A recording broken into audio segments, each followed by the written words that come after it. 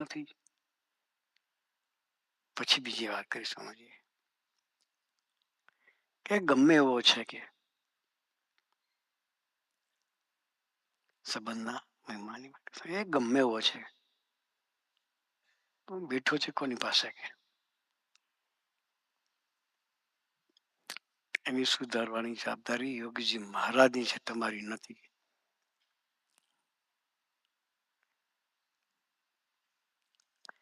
પછી વાત કરી કે એને કદાચ ભૂલ કરી યોગીજી મહારાજ પાસે જશે, ખુલ્લા દિલે પ્રાર્થના કરશે તો બાપા એને ભૂલમાં એને નિર્દોષ કરી દેશે કે તમે એને હું કે ચર્ચા કરી અને એનું પાપ માથે લઈશું. આપણને કોણ કોઈ પાપ કાઢશે? કોણ? શું કે સાંઈ એને તો એક મારી પાસે જશે તે તો એની માફી મળી છે, તમે હું આખો દિવસ ગોકેરો કરીને ગામ જીશું, એનું પાપ ભેગું થશે, એનું શું થશે? વડીલને અંતરદૃષ્ટિ કરાવી સમજીએ. સ્વામી પછી સ્નાન કરવા પધાર્યા.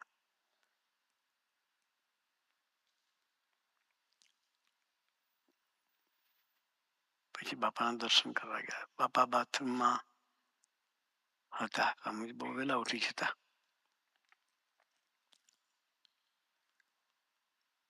જેવા બાથરૂમમાં ગયેલા સ્વામી એટલા બધા ભેટ્યા. સ્વામીજી વિચાર કરે કે આજે મેં કોઈ એવું કામ કર્યું નથી, એવું કઈ ટપાલની સેવા કરતા એટલે પત્ર આજે કોઈ કાગળ બી લખ્યો નથી. નહીં યોગીમાં આટલા બધા રાજી કેમ છે?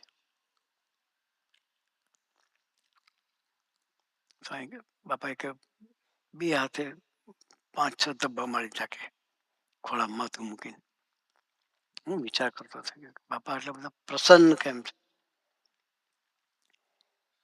પછી બહુ વિચાર કર્યો કે મેં એવું કોઈ કામ કર્યું નથી.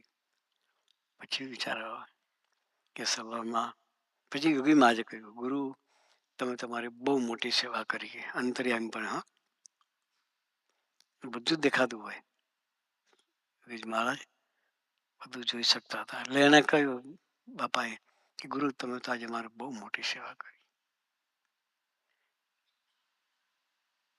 સ્વરૂપદાનું ખંડન થતું હતું કે નિર્દોષ બુદ્ધિનું ખંડન થતું હતું. ત્યાં તમે સરસ સેવા કરી અને વાતાવરણ શાંત કર્યું છે. એની રુચિનો અભિપ્રાય હતો. સ્વામીજી એ એંગલથી બાપાને વિચારીને જીવતા હતા કે તું રાજી થા.